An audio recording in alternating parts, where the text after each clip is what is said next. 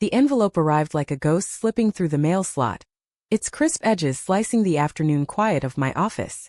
I tore it open without looking, expecting another rejection from a client too ashamed to face their own truths. But there it was, her name scrawled in looping script that hadn't changed in 17 years, Juliet Harlan. And beneath it, in the subject line of the attached resume, the words that clawed up from the past: eager to contribute to your firm's mission of justice in Monroe County. I stared at the screen until the letters blurred, my coffee growing cold on the desk, scarred from too many late nights drafting appeals for folks the town had already convicted in whispers. Juliet Harlan, the girl whose laughter had once echoed through the halls of Monroe High like shattering glass, now begging for a desk in my world. I should have deleted it, shredded it, but my finger hovered over the reply button, and in that suspended breath, I typed yes. The rain pattered against the window panes of my office on Elm Street, a steady drum that mirrored the unsteady rhythm of my pulse. Monroe hadn't changed much since we'd graduated, still the same clapboard houses sagging under live oaks, the same humid air thick with secrets and sweet tea, the same invisible lines drawn between the haves on the hill and the have-nots scraping by in the hollows. I'd clawed my way up from the ladder, turning a public defender stint into Harlan and Associates. No relation, thank God. A small firm fighting for the overlooked in this corner of Georgia. Divorces tangled in Bible Belt vows. Custody battles laced with accusations of sin. Wills contested over who deserved the family silver. I'd built walls here, high and unyielding, to keep the world's judgments at bay. But Juliet's application had breached them like kudzu through cracked concrete. I leaned back in my chair, the leather creaking under me, and let the memories flood in unbidden. High school had been a pressure cooker of plaid skirts and football Fridays, where fitting in meant swallowing pieces of yourself whole.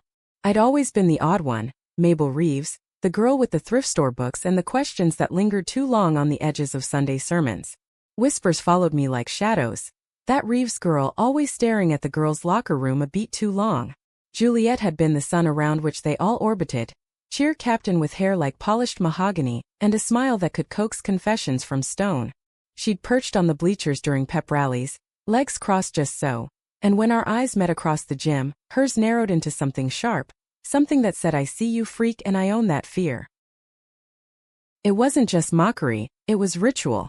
Her and her pack of pastel-clad acolytes, passing notes in algebra that ended up pinned to my locker. Dyke alert, keep your eyes to yourself. I'd burn them in the girls' bathroom sink after hours, the flames licking up the cruelty while I choked on smoke and silence. Once, during senior prom prep, she'd cornered me in the supply closet, her breath mint-sweet against my ear as she hissed, "You think you're hidden, Mabel? We all know what you are." I'd frozen, heart hammering like a gavel, and when she laughed, God, that laugh bright and breaking, I'd shoved past her, tasting blood from where I'd bitten my lip. But time had a way of eroding edges, or so I told myself through law school nights in Athens, through the bar exam haze, through the quiet mornings in my empty bungalow where I'd wake to the echo of those words. Juliet had vanished after graduation, rumors swirling like Spanish moss. Eloped to Texas with some oil roughneck, or waitressing in Atlanta, chasing dreams that fizzled in dive bars. I'd heard fragments over the years through mutual acquaintances at the county fair, or in the grocery line at Piggly Wiggly, but nothing solid. Until now. Why yes. The question gnawed as I hit send on the offer letter, my cursor blinking like an accusation. Part of it was pettiness, I suppose, the thrill of flipping the script, of watching her polish my shoes when she'd once tried to grind mine into the dirt. But deeper, in the marrow where old wounds ached, there was curiosity. What had carved those lines around her eyes in the headshot, made her jaw set like she'd swallowed regret for breakfast? And foolishly, perilously, a flicker of something softer. Forgiveness or its ghost, whispering that people could change like seasons in the Lowcountry. She started on a Monday, the kind where thunderheads bruise the sky over the salt marshes. I was buried in depositions for a custody case. A mother fighting for her kids against a husband who painted her queerness as moral decay. When the door chime tinkled, I looked up and there she was, silhouetted against the lobby's potted ferns, clutching a cardboard box like a shield. "Mabel," she said, voice softer than I remembered, laced with a drawl that still wrapped around vowels like honeysuckle. "Thank you for this chance. I won't let you down." Up close, the years had etched her differently than I'd imagined. No longer the porcelain doll of memory, but a woman weathered by winds I couldn't chart, faint crow's feet at her temples, a strand of silver threading her auburn waves. She wore a simple blouse, sleeves rolled to her elbows, and slacks that hung a touch loose, as if she'd lost weight chasing stability. Her eyes, though hazel flecked with gold, locked on mine with an intensity that made the room tilt. "Juliet," I replied, standing to extend a hand, my voice steadier than my grip. "Welcome aboard. Desks in the corner. Files are stacked. Start with the Andersons. Discovery deadline's Friday." She nodded, slipping past me to claim her space, the air between us humming with unspoken static. I watched as she unpacked. A chipped mug from some roadside diner, a photo frame face down, a dog-eared planner spilling post. It's like confetti from a failed party. By noon she was elbow-deep in case notes, her pen scratching rhythms that blended with the rain's tattoo. I stole glances over my monitor, noting the way her brow furrowed over legalese, the absent tap of her foot against the desk leg. A habit from cheer routines perhaps, or something new. Lunch came and went in silence, broken only by the hum of the ancient AC unit wheezing against the heat. I'd brought a sandwich from home. Leftover gumbo from Miss Etta's down on River Street, but when I offered half she waved it off with a tight smile. "I'm good. Brought my own." From her purse came a bruised apple and a yogurt cup, the kind from the discount bin. Pride or poverty? I didn't ask. The afternoon dragged thick as molasses. We brushed paths in the narrow hall, her fetching coffee, me heading to the restroom, and each time our shoulders nearly grazed, sending sparks up my arm I attributed to static from the carpet. By 5, as the storm broke in earnest, sheets of rain lashing the windows like judgment, she cleared her throat from across the room. "These Anderson files. They're heartbreaking." The way the judge twisted her words against her. Her voice carried a tremor, eyes fixed on the page. "Reminds me of, well, never mind." "Of what?" I pressed, leaning against the doorframe, arms crossed to anchor myself. She hesitated, fingers tracing the edge of a deposition. "Back then, the things we said. I was awful. To a lot of people. Including you." The admission hung there, raw and unadorned, like a confession in a dim-lit chapel. I could have let it slide, buried it under professionalism's polite veneer. But the rain roared and something in me cracked open. "You were," I said simply, meeting her gaze. "But high school's a crucible. Burns away the weak parts, leaves scars on the rest." She swallowed, nodding slowly. "I carry mine every day. Lost a marriage to it. A home. Ended up back here, scraping for rent in that trailer park off Highway 17. Her laugh was bitter, self-deprecating. "Full circle, huh?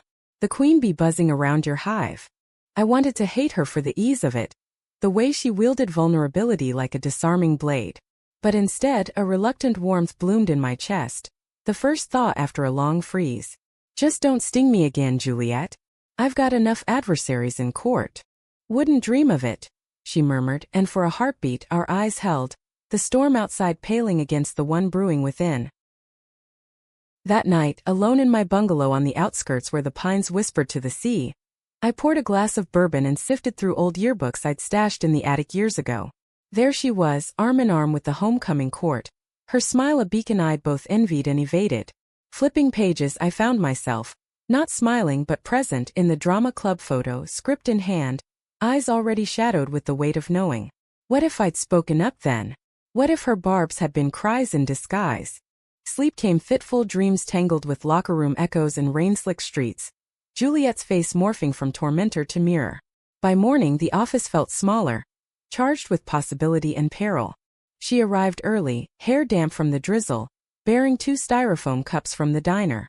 "Truce," she offered, handing one over, black, 2 sugars, just how I'd taken it back in study hall, a detail that twisted something deep. We fell into a rhythm those first weeks, tentative as a waltz in the dark.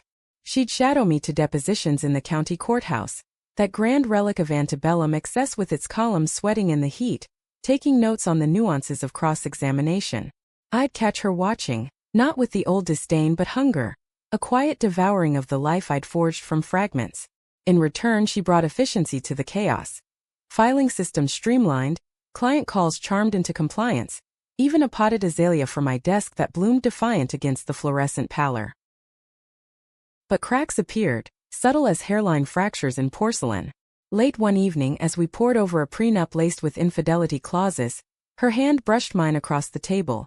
Accidental, or so I told myself, and she pulled back as if scorched. "Sorry," she whispered, cheeks flushing under the desk lamp's glow. I nodded, pulse echoing in my ears, and steered us back to legalese. Yet the air thickened, laced with the scent of her lavender soap mingling with my sandalwood candle, a perfume of unspoken what-ifs. Monroe's undercurrents began to stir. At the farmer's market on Saturday, where I'd gone for heirloom tomatoes and gossip disguised as pleasantries, Widow Hargrove sidled up, her fan fluttering like a warning flag. "Heard you hired that Harlan girl. Wild one, that Juliet. Left her man high and dry up in Savannah last year. Folks say it's why she's slinking back, running from her own kind of trouble." Her eyes flicked to my basket, then back, implication heavy as the humidity. I smiled tightly, murmuring about second chances, but the barb lodged deep. Was this redemption, or just another layer of the town's tangled vines? By month's end, Juliet had woven into the firm like kudzu, vital, inescapable. We'd linger after hours, dissecting cases over takeout from the oyster shack, her insights sharp as shears. "You fight like it's personal," she'd say, fork pausing midair. "Every word a weapon for the wounded." "Because it is," I'd reply, the bourbon loosening my guard. Grew up swallowing judgments. Now I spit them back. One night, as lightning forked over the marsh, illuminating the office in stark relief, she leaned close over a map of disputed property lines. "Tell me about it. The real it. What they said that stuck." I hesitated, the storm's rumble urging confession. That I was broken. Unnatural. That love like mine was a sin they'd pray away. The words tasted like rust long buried. Her hand found mine then, deliberate, fingers interlacing with a gentleness that unraveled me. "They were wrong, Mabel. All of them. Including me." In that touch the past fractured, yielding to a present electric with peril. Our lips met in the thunder's aftershock, tentative, then fervent, a kiss born of years denied. It was salt and storm, regret and reclamation, her breath hitching against mine as if surfacing from depths. We broke apart gasping, foreheads pressed, the world narrowing to the rain's hush and the wild beat of our hearts. But Monroe watched always, and in the quiet after, as we gathered our things under the pretense of normalcy, I wondered if this yes I'd uttered months ago was salvation, or the spark that would burn us both. The kiss lingered like smoke in the air between us, curling through the days that followed, invisible yet insistent. We'd arrive at the office with nods and neutral hellos, but our eyes betrayed us, quick glances over case files, fingers brushing in the copy room with excuses that fooled no one. Juliet threw herself into work with a fervor that bordered on frenzy, reorganizing the archive room until dust motes danced in sunbeams like confetti from a forbidden celebration. I'd find her there at odd hours, sleeves rolled high, humming old Patsy Cline tunes under her breath, the vibration of her voice stirring something primal in the pit of my stomach. Monroe's facade held, but the underbelly churned. My bungalow, once a sanctuary of solitude with its creaking porch swing and shelves bowed under legal tomes, now felt exposed. I'd catch myself scanning the street for familiar pickups, the kind with gun racks and faded rebel flags, wondering if whispers had already snaked through the beauty parlor on Main. Juliet lived in a single wide off the highway, the sort with aluminum siding dented from nor'easters, and she'd wave off my offers to drive her home, insisting on her rusty Civic. "Can't be seen relying on the boss," she'd quip, but her eyes held shadows, fear or shame. We stole moments where we could. A late-night walk along the Battery, where the river lapped at bulkheads like a conspirator, hands swinging close but not quite touching. There, under the canopy of ancient live oaks, she'd talk in fragments. A marriage to Tommy, a rough-hewn mechanic from her high school periphery, that had crumbled under the weight of his bar tabs and her unspoken dissatisfactions. "He was safe," she'd say, skipping stones into the dark water. "But safety's just another cage when your heart's pacing the bars." I'd share slivers of my own scars, the coming out to my mama over pecan pie in the kitchen, her silence louder than any sermon, the parade of cautious dates in Atlanta, each ending in polite goodbyes because proximity to Monroe's gaze was too great a risk. "Love here's like moonshine," I'd murmur. "Potent, but it burns going down." One evening, as cicadas chorused their humid symphony, we parked my truck on a dirt lane overlooking the salt flats, the horizon bleeding pink into indigo. She leaned against me in the cab, head on my shoulder, and for the first time, the weight of her felt like anchor rather than chain. "I mocked you because I envied it," she confessed, voice muffled against my shirt. "That quiet fire in you. I was performing for them, the cheers, the boys, while you just were." Her words unlocked a floodgate. I turned, cupping her face, and kissed her slow, deliberate, tasting the salt of impending tears. We moved together then, hands exploring with the reverence of rediscovery, the truck's bench seat creaking under our urgency. It was messy, fervent, clothes shed in a tangle, breaths mingling with the scent of marsh mud and desire. In her arms I found not just release but recognition. The girl who'd once shattered me now piecing me back, flawed and fierce. But dawn brought clarity's cruel edge. At the office, a client file waited, Mrs. Landry, a teacher accused of indecent conduct, after a parent caught her holding hands with her partner at the county fair. Juliet pored over it with me, her suggestions laced with a personal bite. We hit them with precedents from the Obergefell fallout. Show the court's hypocrisy. Her fire mirrored mine, and for a moment we were seamless, a team not just in law but in defiance. Yet the town's tendrils tightened. It started with sidelong looks at the post office, escalating to a call from Reverend Ellis, my old youth group leader, his voice syrupy with concern. "Mabel darling, word circulating about your new hire. Juliet Harlan, fine girl but troubled. And you? Well, we pray for your soul, but associations matter in a place like this." I hung up mid-psalm, knuckles white on the receiver, and when Juliet arrived, I pulled her into the storage closet, the same ironic echo from high school, and warned her in hushed tones. "They're sniffing.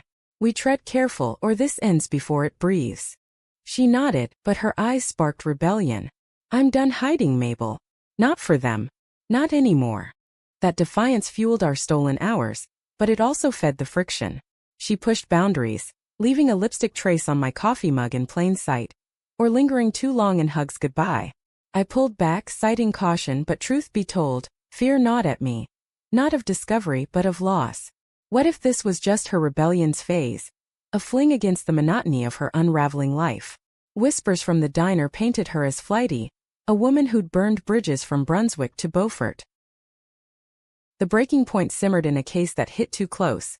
The Thompsons, a young couple from the Hollows, her pregnant and him spiraling into addiction. Juliet advocated fiercely for joint custody, drawing on her own ghosts. A miscarriage she buried under forced smiles. "I know what it costs to fight for scraps," she told the judge in chambers, voice steady as steel. We won a tentative victory, but as we exited the courthouse, arms brushing in triumph, a cluster of locals parted like the Red Sea. Among them Tommy, her ex, broader now with beer gut and bitterness, eyes narrowing on us like scopes. "Juliet," he drawled, stepping forward, the group murmuring assent.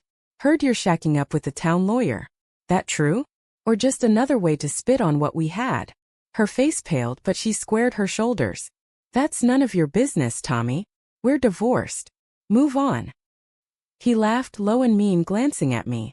"Oh, it's business when it drags down folks like us. Reeves here, always the odd one out. Figures you'd crawl back to her kind."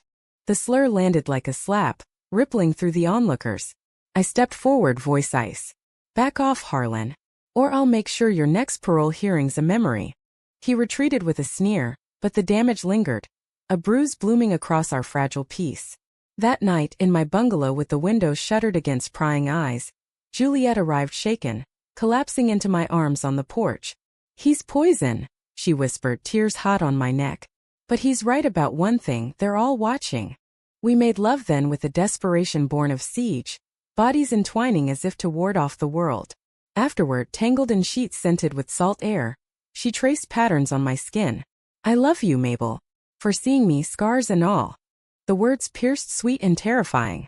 "I love you too," I breathed, but sleep evaded me. The ceiling fans were mocking my unease. Love in Monroe was a fragile bloom, easily trampled. Weeks blurred into a tense ballet. Juliet thrived at the firm, her intuition unearthing details in cases I'd overlooked. A forgotten witness in a discrimination suit. A loophole in a bigot's will. Clients warmed to her, drawn to the empathy in her drawl. The way she'd listen without judgment. "You're a natural," I told her one afternoon, as we shared a bench in Forsyth Park during lunch, magnolias shedding petals like confetti. "Ever think about law school?" She shrugged, plucking a bloom and tucking it behind my ear. "Dreams like that died with the down payment on dreams that didn't painish. But with you, maybe." The maybe hung luminous with potential. Yet shadows lengthened. An anonymous note slipped under the office door. "Birds of a feather burn together. Repent or regret." Juliet found it first, crumpling it with trembling hands. "Ignore it," I urged, but doubt seeded. Had Tommy rallied the old guard? Or was it someone closer, a client soured by our prying? The real fracture came unannounced, on a sweltering Thursday when the AC faltered, leaving the office a steam bath of tension. Juliet had been distant all morning, fielding calls in whispers, her laughter tinny and forced. By noon she knocked on my door, face ashen. "We need to talk." I closed the file on a mercy-killing defense, heart sinking. "What's wrong?" She paced, words tumbling like river stones.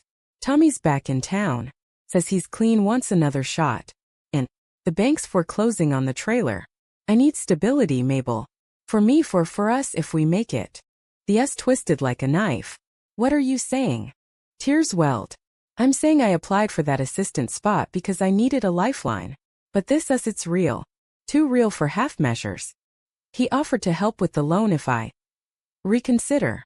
Rage and betrayal surged, hot as the Georgia sun. "Reconsider?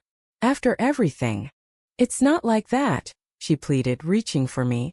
"He's leverage, nothing more. But the town, they'll crucify us.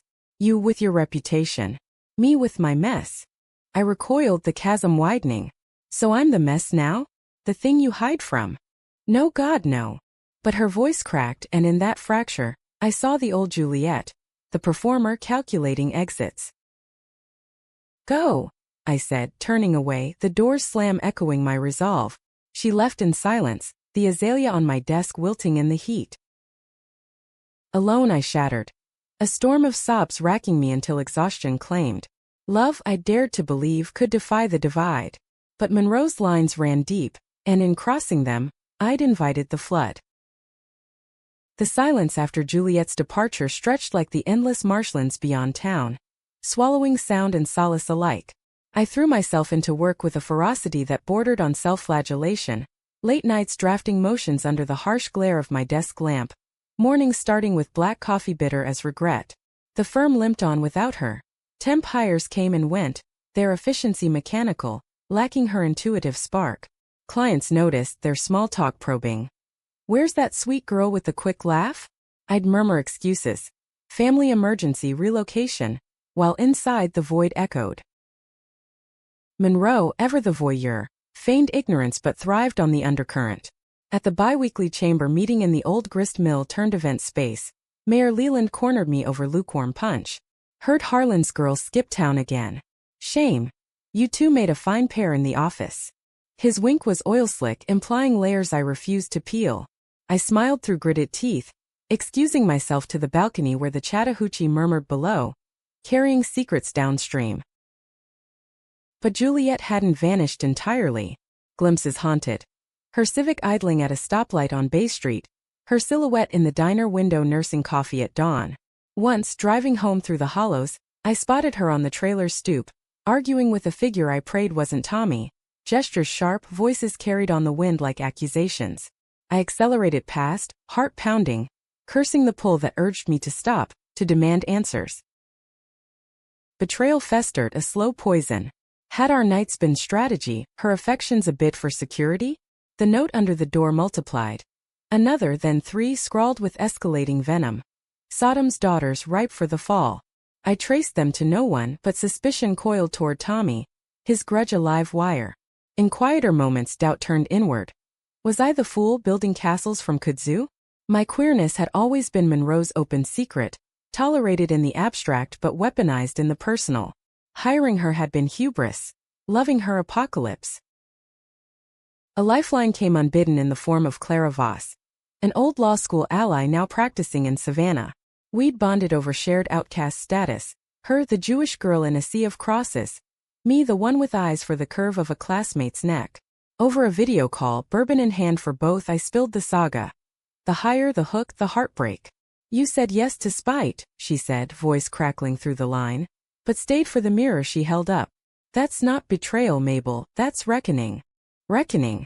The word lingered as I pored over the Landry case, now escalated to trial. Mrs. Landry's eyes, hollowed by hearings, mirrored my own as she clutched my arm in the courthouse lobby. They'll say I'm poison to my boy, she whispered. Just for loving a woman who sees me.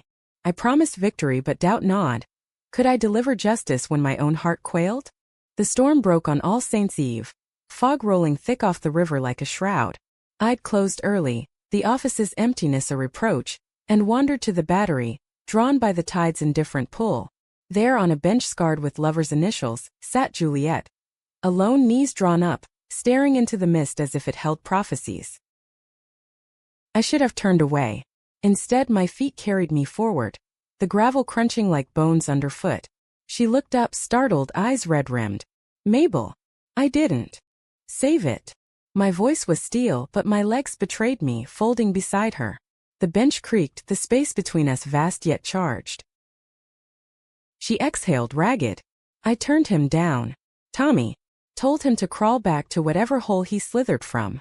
But the trailer's gone, foreclosed last week.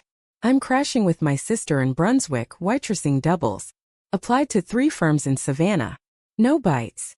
Relief ward with wariness. Why tell me now? Because I can't breathe without you. Tears traced her cheeks, silver in the lamplight. That day I panicked. The bank's letter, his threats. It dredged up every time I ran instead of standing. From you in high school, from myself my whole life. But losing you? That's the real foreclosure. Her hand hovered near mine, tentative. I let it settle, the warmth seeping through like sunlight after squall. You hurt me, Juliet. Deep. I know. She leaned closer, forehead to mine. Let me earn it back. Not as assistant, not as penance, but as me. Flawed, fighting yours. The fog swirled, muffling the world's judgment.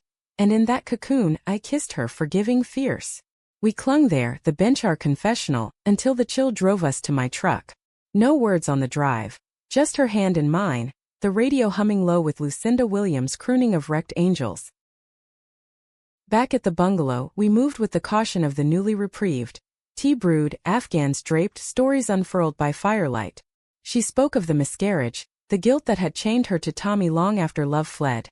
I confessed the parade of almosts, the fear that had kept my bed empty.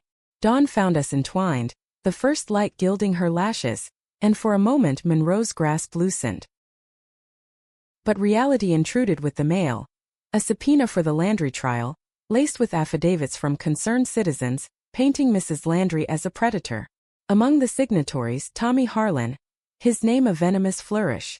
Rage propelled me to Juliet that evening, bursting into her sister's cramped duplex where she sorted laundry amid the scent of boiled peanuts. He's suing for defamation, I stormed, waving the papers. Claims I coerced you into lies about him during the divorce filing. Her face drained. I never. Not you. But he knows this hits us where it hurts. I paced the linoleum, fury boiling. He's weaponizing the past to bury us now. She rose, gripping my arms. Then we fight. Together. Get a countersuit, expose his record, DUIs, assaults. I'll testify. The offer stunned, her resolve a bomb. You sure? This town's got long memories. So do I. Her kiss sealed it, a vow amid the mundane. The trial loomed like thunderhead, but preparation forged us stronger. Juliet relocated temporarily to my spare room, under guise of research assistance. Her presence a quiet revolution, dinners of shrimp and grits on the porch, nights mapping strategies on the kitchen table. Clara drove down for war counsel. Her outsiders, I sharpening our angles. This isn't just Landry's fight, she'd say, sketching timelines. It's yours. A referendum on what Monroe tolerates. As opening arguments dawned, the courthouse swelled with spectators, the air thick with anticipation and animosity. Reverend Ellis prayed audibly in the hall, his flock a wall of starched collars. Tommy lounged in the back, smirking, but Juliet's hand in mine under the table steadied me. I rose, voice resonant in the oak-paneled room. This case isn't about one woman's love. It's about a community's fear. Fear that twists affection into accusation, identity into indictment. I wove precedents like threads, Windsor Lawrence, painting Monroe's bigotry as relic, not righteousness. The opposition countered with venom. Character witnesses decrying moral decay. Affidavits laced with hearsay. Tommy took the stand, his testimony a litany of grievances, abandonment, betrayal. His eyes boring into Juliet as he spat. She chose that lifestyle over family. Over me. Her turn came mid-afternoon, the room hushing as she approached the bench. Poised, unyielding, she recounted the marriage's erosion, Tommy's rages, the divorce's necessity. I chose truth, she said, voice clear. Not lifestyle. Love doesn't choose sides, it demands you pick yours. Cross-examination turned brutal, the prosecutor probing her associations with me, implying influence. Isn't it convenient, Miss Harlan, that after years apart, you align with Ms. Reeves just as her firm handles your ex's foes? She met his gaze, unflinching. Convenient? Try inevitable. Mabel saw me when no one else did, then or now. That's not conspiracy, that's courage. The gallery murmured, a ripple of unease. I watched, heart swelling, as she dismantled their narrative brick by brick. By recess, the tide had subtly shifted, jurors' eyes lingering, not in scorn but contemplation. That night in the bungalow's hush we celebrated tentatively. Wine uncorked, bodies reunited with a tenderness born of battle. You were magnificent, I whispered, tracing her spine. We were, she corrected, her smile a sunrise. But sleep brought dreams of gavel falls and fractured oaths, the trial's shadow long. The Landry trial stretched into its second week. Each day a gauntlet of testimonies and taut silences. The courtroom a microcosm of Monroe's divided soul. Witnesses paraded. Neighbors with grudges etched in furrowed brows. Experts droning on psychological harms of alternative parenting. Juliet shadowed me in the annex, her notes a lifeline, but tension simmered beneath our unity. Tommy's presence loomed, his glares from the gallery like barbs, and anonymous calls to the office escalated. Heavy breathers reciting Leviticus, hang-ups that echoed long after. Clara's visits bolstered us, her Atlanta cynicism a counterpoint to the town's piety. Over takeout in the kitchen, lo mein tangled like our nerves, she dissected closing strategies. Lean into the human, she advised, chopsticks waving. Not law story. Make them see Landry as sister, not sinner. Juliet nodded, but her eyes held a distant storm. Later, as Clara dozed on the couch, she pulled me to the porch, the swing creaking under our weight. He's been calling my sister. Threats. Says he'll drag my name through every paper from here to Macon if I don't recant. I slithered down my spine. Recant what? Your testimony's truth. Truth's flexible in his hands. She leaned into me, voice fracturing. He knows about us, Mabel. Bribed someone at the diner, saw us that night on the Battery. Claims he'll out it all unless I back his play in the suit. Betrayal's echo resurfaced, sharper now. And you? What do you play? Her grip tightened. You. Always. But doubt lingered, a specter in the moonlight. The climax erupted on Friday, humidity peaking as if the devil himself sweated judgment. I delivered closing, voice steady despite the quiver in my chest. Ladies and gentlemen, this bench isn't for stoning, it's for justice. Mrs. Landry loves her son with a fierceness this town envies. Deny her that, and you deny your own humanity. The words hung raw, drawing nods from unexpected faces. A juror, the bailiff's subtle shift. Opposing counsel countered with fire and brimstone, invoking traditional values and community standards. His finger jabbing toward Juliet in the witness box shadow. Ms. Harlan's convenience speaks volumes. Alliances forged in shadows, motives murky as the river mud. Then chaos. Tommy surged from his seat, bellowing, "Lies! That which twisted everything." Security wrestled him down, but not before he lunged toward the bar, eyes wild on Juliet. You think you can parade your filth and win? I'll bury you both. The gallery erupted. Gasps, shouts. Reverend Ellis invoking prayer like a shield. Judge Harlan, no kin mercifully, gavelled order, excusing the jury amid the melee. In the fray, Juliet bolted from her seat, face ashen, vanishing into the corridor before I could follow. I found her in the restroom, retching into the sink, hands trembling on porcelain. He's unhinged, she gasped as I held her hair back, murmuring nonsense comforts. Called last night, said if I testified, He'd make sure everyone knew what I really am. What you are. I echoed, dread coiling. Juliet. A fraud. Tears streamed. I kissed a girl in college, Mabel. Once drunk at a party. Tommy found the letter years later. Some half-assed confession I wrote and never sent. Beat me black and blue for it. That's why I mocked you back then. Saw my own fear in your eyes, hated it. The revelation landed like a gut punch, rewriting our history in shades of shared shame. Why hide it now? Fear's a habit. She straightened, wiping her mouth, resolve flickering. But habits break. We emerged to a courthouse buzzing, Tommy in cuffs for contempt. His outburst a gift-wrapped blunder. The jury deliberated through the weekend. Monroe holding its breath, church sermons veiled warnings, diner booths abuzz with speculation. Verdict Monday dawn clear, the sky a mocking blue. The courtroom packed tighter than a revival tent. Every seat claimed by curiosity or crusade. Mrs. Landry gripped my hand, knuckles white as the foreman rose. On the charge of unfit parenting, we find the plaintiff not guilty. Cheers erupted from our corner. Clara whooping, Juliet's sob of relief muffled against my shoulder. Landry collapsed in hugs, her son beaming from the front row. Oblivious to the war waged for his world. But victory soured swift. As we filed out, a cluster barred the doors. Tommy's kin faces twisted, his sister spitting. Y'all think this changes God's law? Abominations like you. Juliet stepped forward, voice thunder. Step aside. Or join him in a cell. They parted, grudging, but the venom trailed us into the street, where reporters from the Savannah Morning News swarmed. Flashes popping, mics thrusting questions on the Harlan factor. We fled to the truck, hearts hammering, the win a Pyrrhic crown. That night, celebration turned confessional. Wine flowed, then words. Juliet unspooling the college kiss. The letter's ghost, Tommy's fists as punctuation. I ran to him after, thinking normalcy could exorcise it. But you're the exorcism. I held her through the telling, my own admissions surfacing.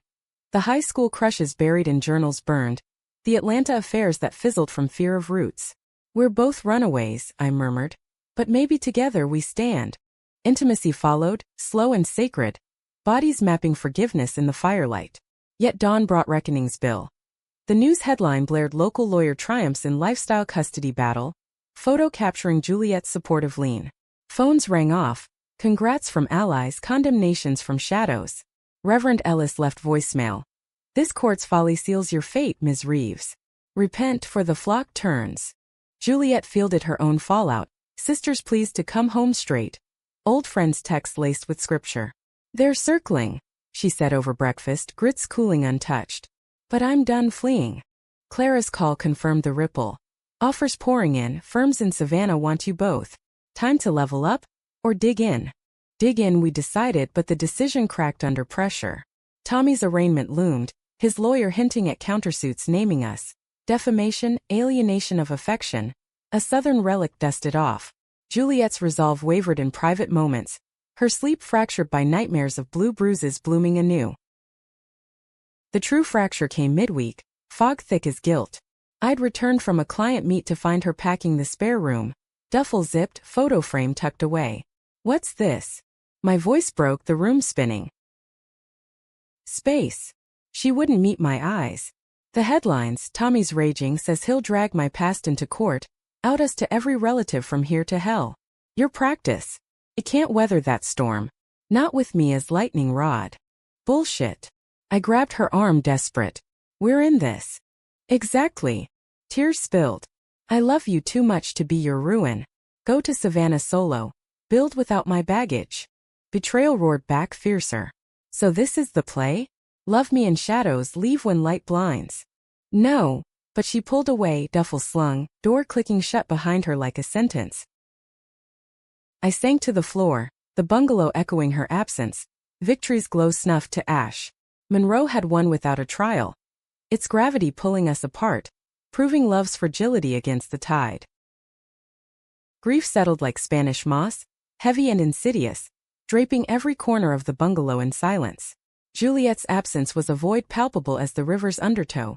Her mug missing from the dish rack, her laughter's echo fading from the porch swing. I wandered through days in a haze, the firm's routine a mechanical reprieve. Motions filed, clients soothed, but each signature blurred with unshed tears. Clara called daily, her pep talks laced with worry. She's scared, Mabel, not of you, of herself. Give her the chase. Love worth it always is. But chasing felt like capitulation. Another plea to a woman who'd mastered flight. Instead, I armored up. Nights at the oyster bar with locals who pretended not to stare.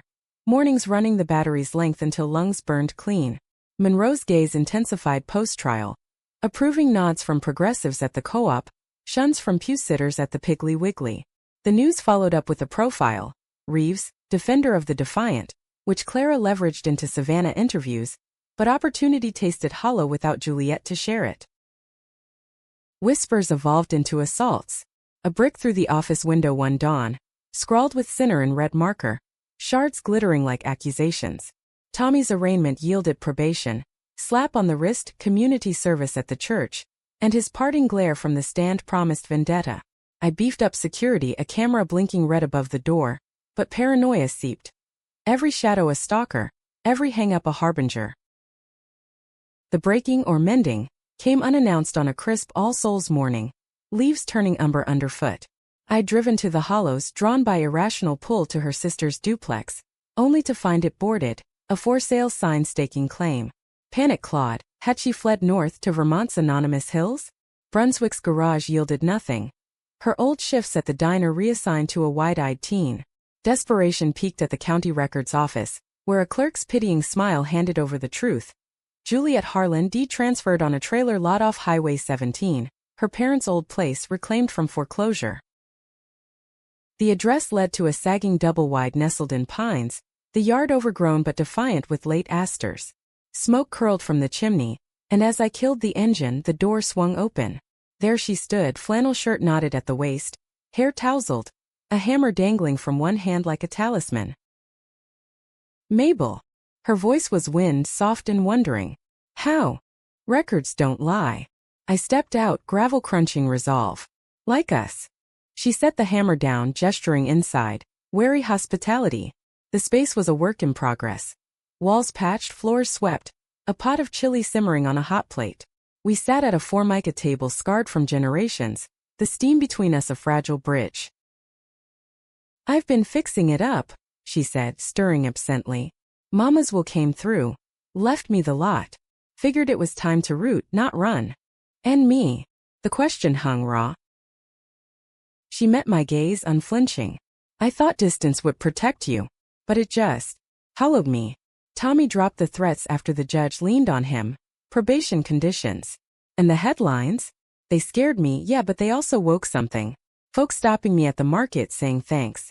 For standing. For you. Relief cracked my facade, tears pricking. I thought we'd lost this. You. Never. She reached across, fingers lacing mine. But I need to earn it clean, no more half shadows. Date me proper, Mabel. Dinners, dances, the whole awkward rom-com. Let Monroe see us or choke on it. The proposal disarmed, her eyes alight with that old fire, tempered now by truth. I nodded, laughing through tears. Deal. But if they throw bricks, you patch. From there, reconstruction bloomed, tentative, tender. We courted Monroe style. Friday fish fries at the VFW, her hand in mine under checkered cloths. Sunday drives to Tybee Island, toes in surf, sharing dreams over picnic hampers. She enrolled in paralegal courses at the community college in Statesboro, commuting with audiobooks on civil rights. I mentored her studies, our evenings a tangle of flashcards and kisses. The town tested us, of course, gossip mills grinding anew at the sight of us arm in arm at the fall fair. Juliet winning blue ribbon for her cornbread while I clapped from the stands. Reverend Ellis cornered us post-service one crisp morning, Bible in hand. This path leads to perdition, daughters. Juliet, bold as brass, replied. Reverend, perdition's what you preach when love's the sermon. Pray for understanding, not erasure. His flock thinned after that, some fleeing to stricter shores, others lingering, questions budding in hushed Bible studies. Tommy slunk to the periphery, citing sparse, his venom diluted by time and talk of relocation to Florida. Winter softened into spring, the firm expanding with Landry referrals. Queer families seeking safeguards, allies arming against bias. Juliet's official hire as paralegal drew no bricks, only cautious handshakes. Her insights sharpened cases, her presence a quiet revolution. Clara visited, toasting our southern fairy tale over porch swings, but she saw the scars, the flinch at raised voices, the night's sleep evaded under full moons. Our love deepened in layers, passion tempered by patience, intimacy woven with conversation. One equinox eve, as dogwoods shed petals like blessings, we drove to the Battery bench, the river silver under stars. "Marry me?" she asked, ring box humble, a simple band from the antique shop on River Street, etched with live oaks. Tears blurred the gleam. Yes, 1,000 times. The ceremony was small, defiant.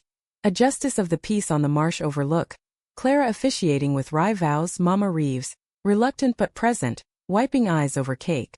Monroe sent mixed missives, bouquets from the co-op, boycotts from the old guard. But we danced anyway, barefoot in the grass, Juliet's laughter the sweetest music.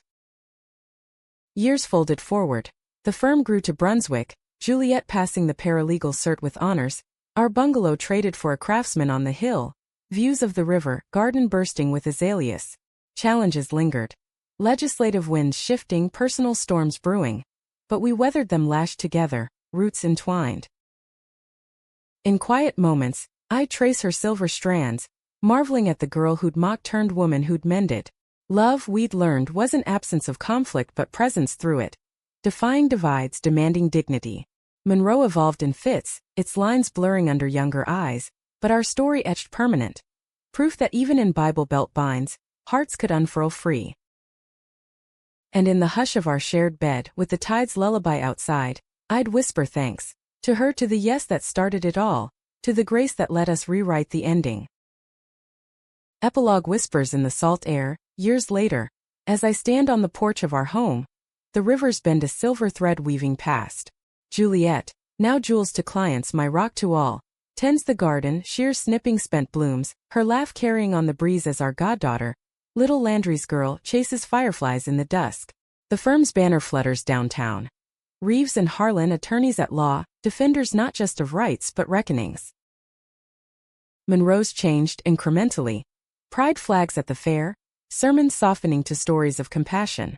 We've testified before committees in Atlanta, our union a footnote in briefs on equality. Tommy faded to Florida obscurity, his threats echoes in amnesty. Mama Reeves, graying gracefully, bakes pies for our barbecues, her hugs lingering longer each visit. Yet the core remains. That first yes, born of spite and curiosity, bloomed into a life of fierce tending. Jules joins me, arms encircling from behind, chin on my shoulder. "Penny for him?" "Just grateful," I murmur, turning to kiss her, soft, sure, the world's judgment's distant thunder. In her eyes I see the girl she was, the woman she became. Mirror and muse, scar and salve. We watch the stars prick the sky, hands clasped, the river carrying our story onward. A testament that love, once forbidden, forges its own eternal current.